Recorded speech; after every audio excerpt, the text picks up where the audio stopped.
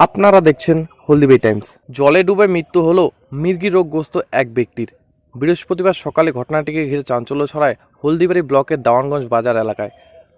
মৃতের নাম কামিনী রায়, বয়স 57। পরিবার সূত্রে জানা যায়, বুধবার সকাল থেকে নিখোঁজ ছিল ওই ব্যক্তি। এরপর পরিবারের লোকজন খোঁজাখুঁজি শুরু করে। বৃহস্পতিবার সকাল নাগাদ পরিবারের লোকজন বুড়ি তিস্তা নদীতে ভেসে থাকতে দেখে ওই ব্যক্তির দেহ। এরপর খবর দেওয়া হয় হলদিবাড়ি থানায়। খবর পেয়ে ছুটে যায় হলদিবাড়ি থানা পুলিশ। বুড়ি তিস্তা নদী থেকে ওই ব্যক্তির দেহ উদ্ধার করে হলদিবাড়ি গ্রামীণ হাসপাতালে নিয়ে আসলে কর্তব্যরত চিকিৎসক ওই ব্যক্তিকে মৃত বলে ঘোষণা করে। মৃত্যুর কারণ সম্পর্কে পরিবারের এক সদস্য কি বললেন শুনুন। ওর মির্গি ছিল। ও গতকালকে জলে পড়ে গেছে, আমরা কেউ দেখি নেই। আজকে সকালবেলা 8টার দিকে আমরা বডি দেখলাম। পুলিশকে ইনফর্ম করা হয়েছে, পুলিশ গেছে, খোঁজখবর নিছি। কালকে রাত্রে অবধি ছিলাম। এখন নদী ওই পাশে ছিল, ওই পাশে তো আমরা যাই না।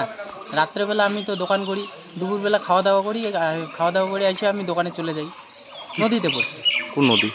আমাদের বুড়ি তিস্তা নদী, দাউনগঞ্জ। কামিনী রায়। বয়স কত? বয়স এই 55-60-এর মাঝে মাঝে হবে। এখন তো আছে, বডি পোস্টমর্টম করবে। পুলিশ গিয়ে কি নিয়ে আসছে? আর পুলিশ দিয়ে নিয়ে আসছে। ঠিক আছে।